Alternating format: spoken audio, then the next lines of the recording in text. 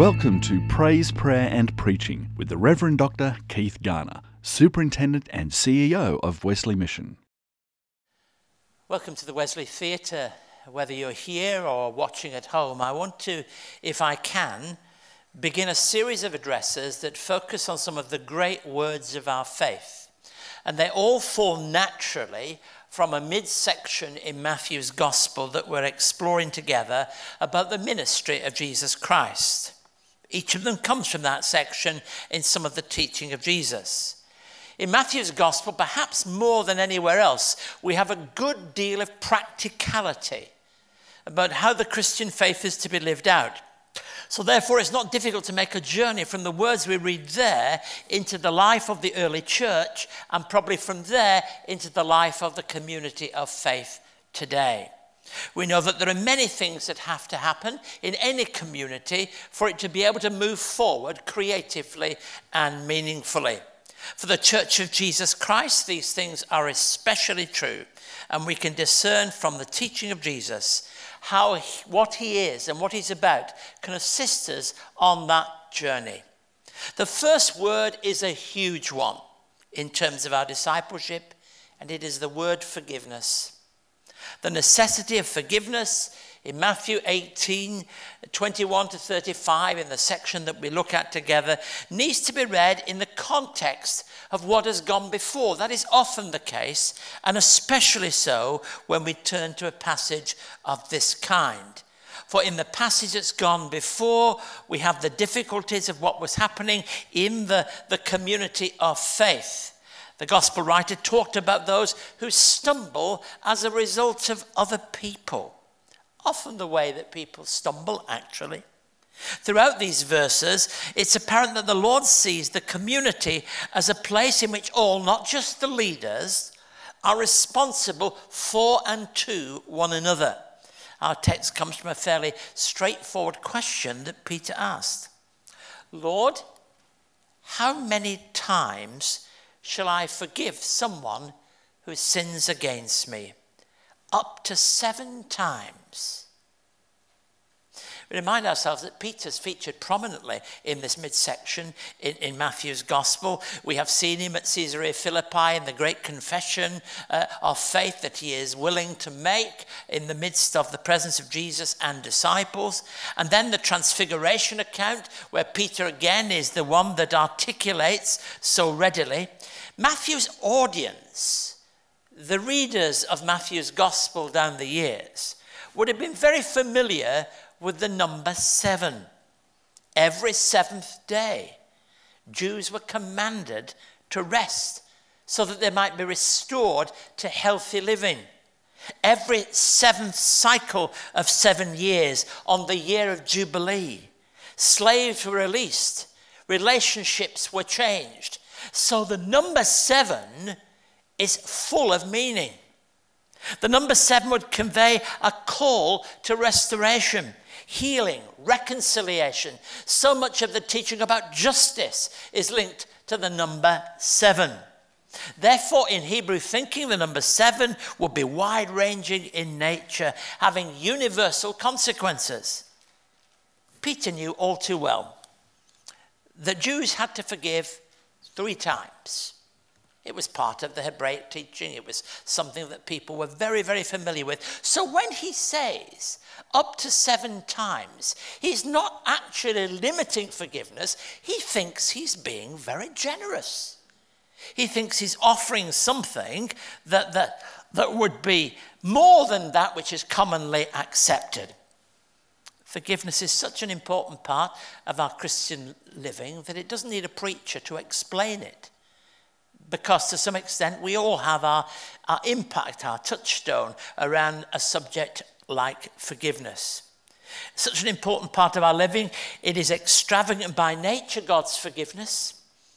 And it's quite clearly one aspect of our living that should at least mirror in some way that which we see in God. Let me offer to you 4 thoughts that are important, it seems to me. First of all, we often want to place limits on forgiveness. We want to put forgiveness with parameters. We want to be able to say, like Peter, there is a limit There is something that we can tangibly say as is the beginning and end of this whole business of forgiveness. But Jesus goes right to the heart of Peter's question. Not 7 times, but 70 times 7. Again, not a limit, but a way of showing that we must push back all the expectations that we may have about this subject. Perfect forgiveness is multiplied without measure. This is, after all, what we seek from God, isn't it? It would be a poor thing if when we went to God with the sins that are part of our life, God's voice was to say to us, oh, just 7 times. God doesn't put limits on his own forgiveness. And so he does not want us to put limits on ours. His own experience, Peter will come to understand this. Of all the disciples, the one that will understand the nature of forgiveness, Peter, is amongst the most significant. When we journey with Peter through his own experience, in the courtyard we see him warming his hands, saying, I never knew the man. And you know that there is no disciple that needs to be restored more than him. So he understands the nature of forgiveness. We can't discover or afford to set limits on God's forgiveness. To limit forgiveness is to come under the law of judgment. Peter's question once again brings him into a place of rebuke from Jesus. Peter, poor Peter, he finds himself again and again in that place where he's corrected and rebuked.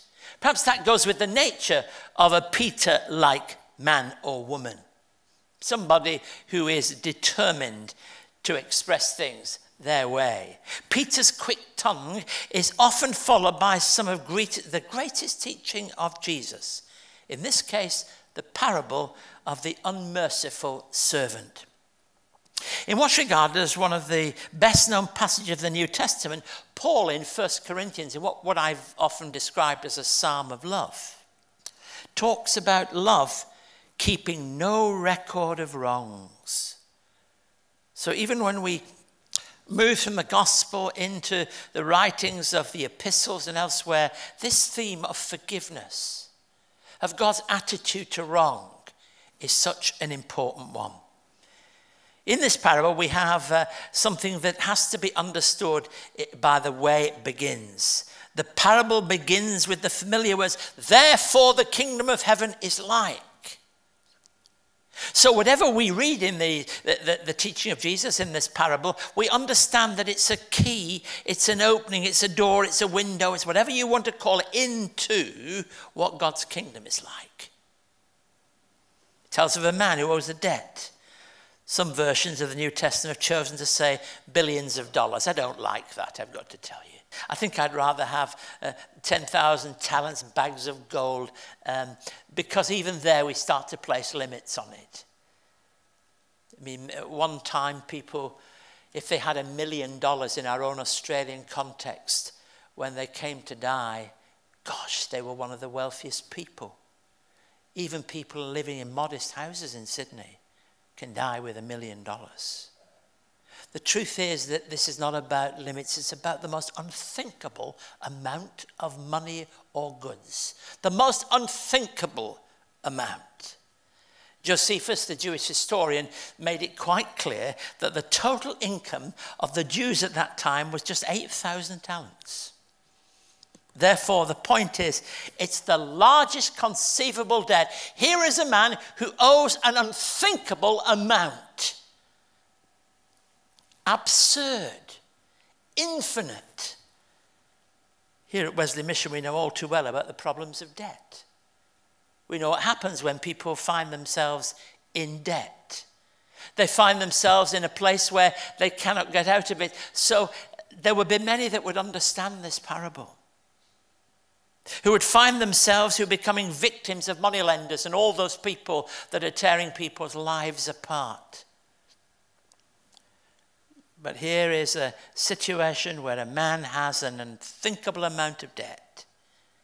I think it's important that we don't restrict our understanding of this theme to financial debts. It becomes a very live issue when we relate it to occasions when people have wronged us or wronged others. It's all too easy to maintain an act of wrong against in the memory and experience.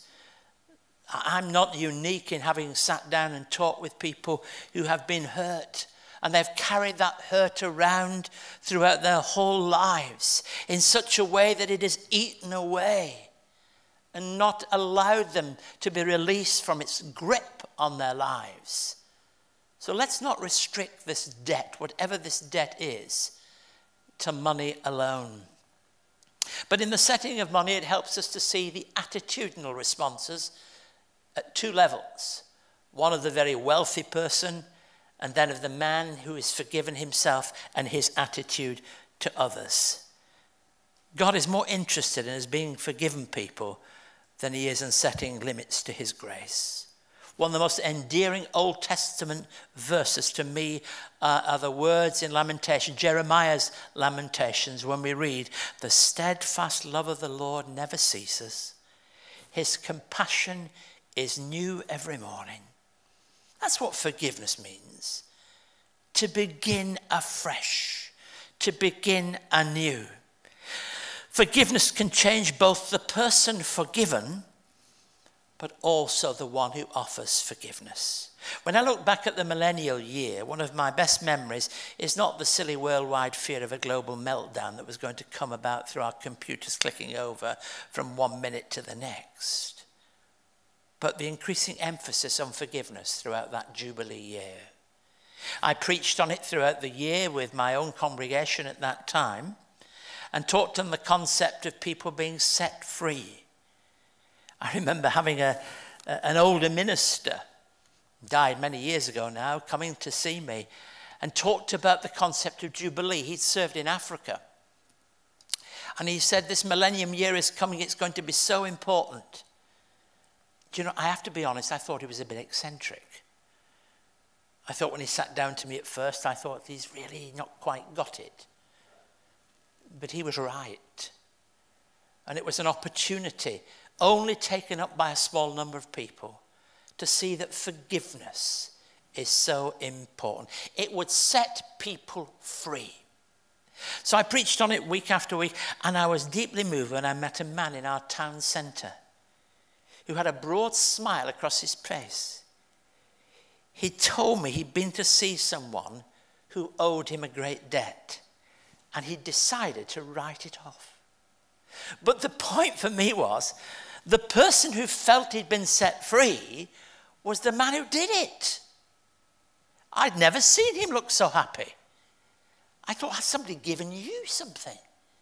What he had done was let somebody go and set them free. I'm absolutely certain there are three aspects to blessedness in forgiveness. There's the one who is set free. There is the one who actually releases the person, who does the forgiving. And here's the third one, God himself. God himself is delighted in our forgiveness of others. Because it goes against human nature, forgiveness must be both taught and practiced. Martin Luther King said, forgiveness is not just an occasional act, it's a permanent attitude. Secondly, God treats us generously. In this parable of the unmerciful servant, we're given an insight into the way God treats us. The servant asked the person in whose debt he was to forgive an astronomical amount. He was granted his petition. Shortly afterwards, he saw someone who owed him a debt. In terms of the comparison of A and B, they just don't sit in the same room. This is a very small amount by comparison. Nothing like the quantum of the debt he'd been released from. We're told in no uncertain terms, with a graphic description, that he took hold of the man and began to choke him. That didn't happen when he went to ask for forgiveness. And it gives you a picture, doesn't it? You know, it's a sort of picture that's quite painful, really. What we discover here, that there's a relationship between the manner in which God treats us and the consequent impact upon the way we treat others. At the heart of the Christian message is the fact that Jesus Christ has died for us. We know we can't have a gospel without that truth. Therefore, the cross will always be the center and core of our story and our discipleship. The servant begged for mercy. Actually, he wanted time and patience.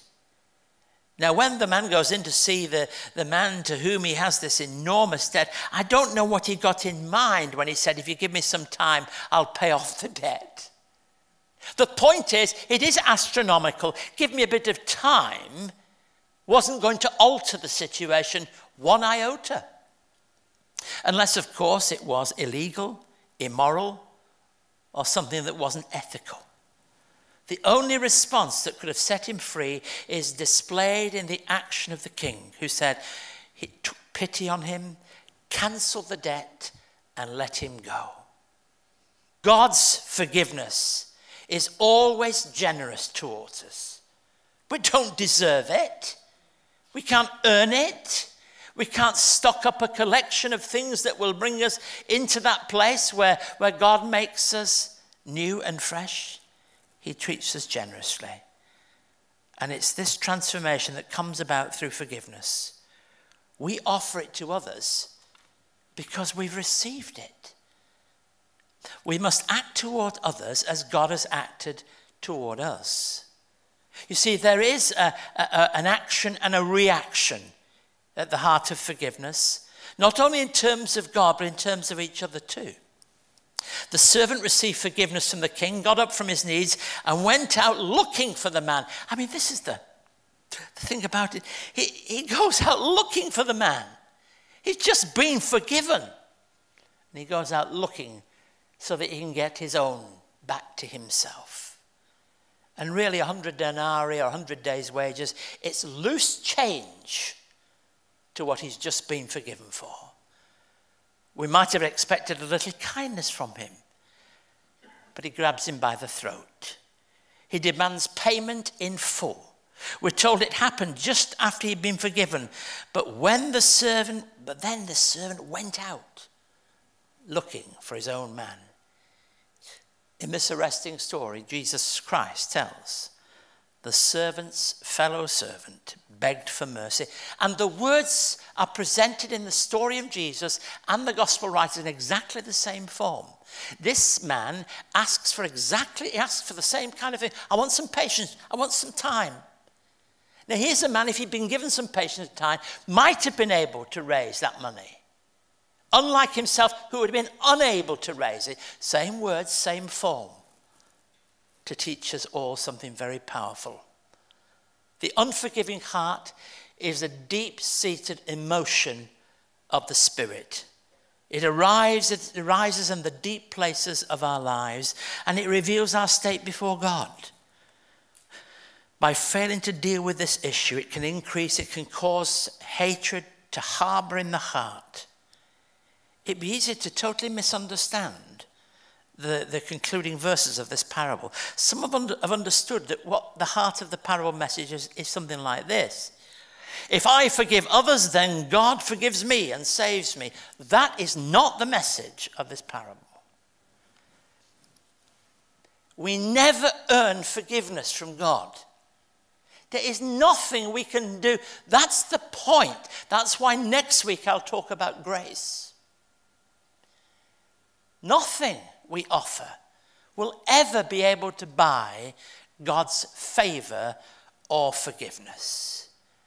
In fact, it's unrecognizable as the truth of the gospel that God forgives me if I forgive others. No, all our forgiveness begins with his forgiveness.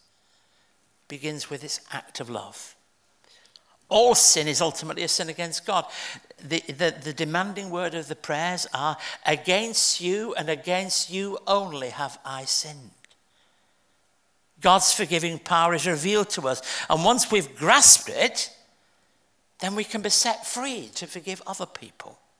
And the pastoral dimension of this truth is that it's a critical moment when we're wronged in a relationship or situation. How many times have I conducted a wedding and known there are people sat there that are not going to talk to each other?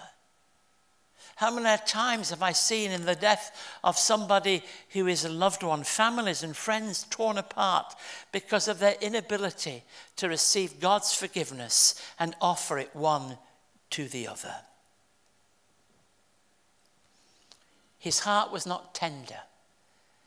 And what God does is softens human hearts when he forgives us. And then moving on, Jesus gives us a word to shatter all our preconceptions. One writer described verse 35 as a bothersome verse. Let me read that verse. A bothersome verse. This is how my heavenly Father will treat each of you unless you forgive a brother and sister from your heart. We wish perhaps that wasn't in there. We might wish we'd have the story without being told that our unforgiveness has implications. But it does. We mustn't become legalistic about it. But the starting point of how we can responsibly express forgiveness towards other people is understood when we see our joy in God's forgiveness. Forgiveness did put the smile on the face of the man in the market square. Forgiveness does set people free. Forgiveness does enable people to live life in a new way. The chains are broken when we receive God's forgiveness. And our failure to forgive others shows we haven't grasped forgiveness ourselves. And our lack of forgiveness diminishes joy. It can destroy joy when we hold on to the grudges and the grievances and the things that become the clothes, if you like, of unforgiveness. Forgiveness means we must forever surrender the idea that we are judge and jury in this world. It's worth noting that Jesus said, love your enemies. He didn't say, forgive your enemies. He actually said, love your enemies. And from that love, forgiveness flows. For the love that he shows us sets us free to forgive others. So we read the apostle, bear with each other and forgive what grievances you may have against one another. Forgive as the Lord forgave you. In his book, The Prisoner and the Bomb, Lawrence van der Post recounts the story of his wartime experiences in a Japanese prison camp in Java. The stories of the prison camps, whether they be in Europe or the Far East, left a great mark on many, many people. I remember a man who was so very, very good and in many ways loving towards people. He decided, he had a very senior job, he decided he was going to lead my gardening team at church. And he came in every week and he gathered men around him and they kept everything right. We never had to pay for anything. He looked after it all. He bought a new car. And in the northeast of England, Datsun and many of the Japanese car makers had some of their bases. And he had his British Leyland car.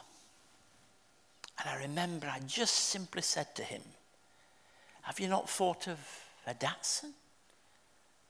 You'd have thought I'd punched him on the nose.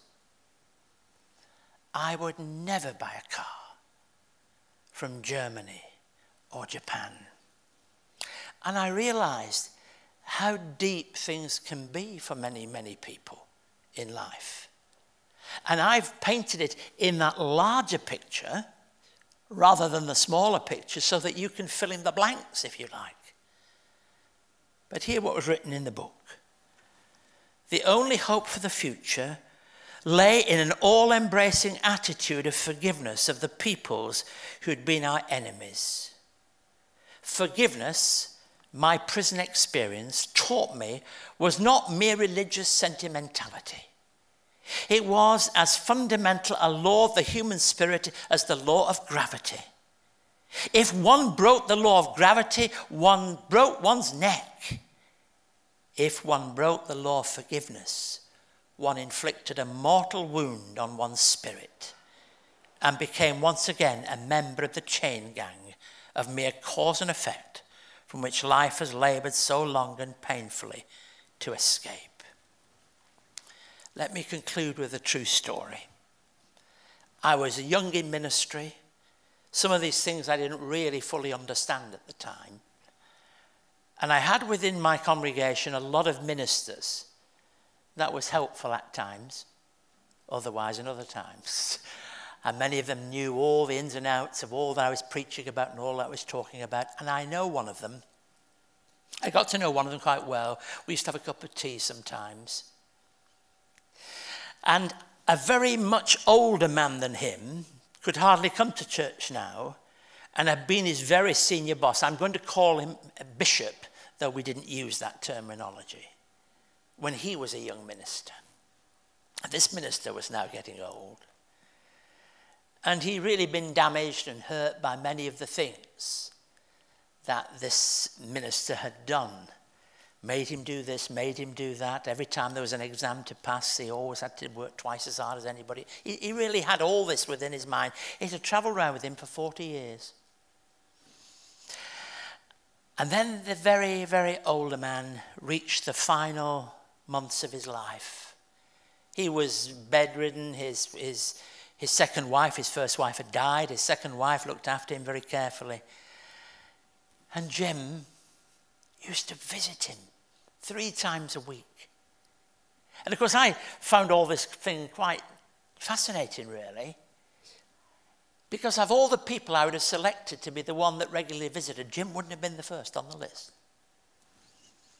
He wasn't asked to do it, he did it. And so I couldn't help myself. I asked the question, I can't remember the words that I asked, but I think the question was something like, why do you go so often, Jim? And his answer was, you don't realize what good it does to me.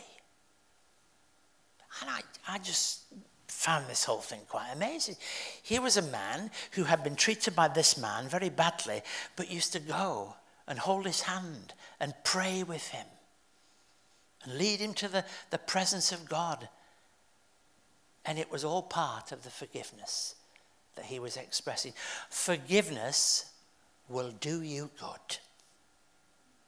Forgiveness will heal you as much as it will ever heal anybody else. So tonight, as we come to the close of this worship, as we consider the teaching of Jesus, we say this is one of the big words, and it's one of the big words that expresses a profound spiritual truth that if you and I take it seriously, will transform us.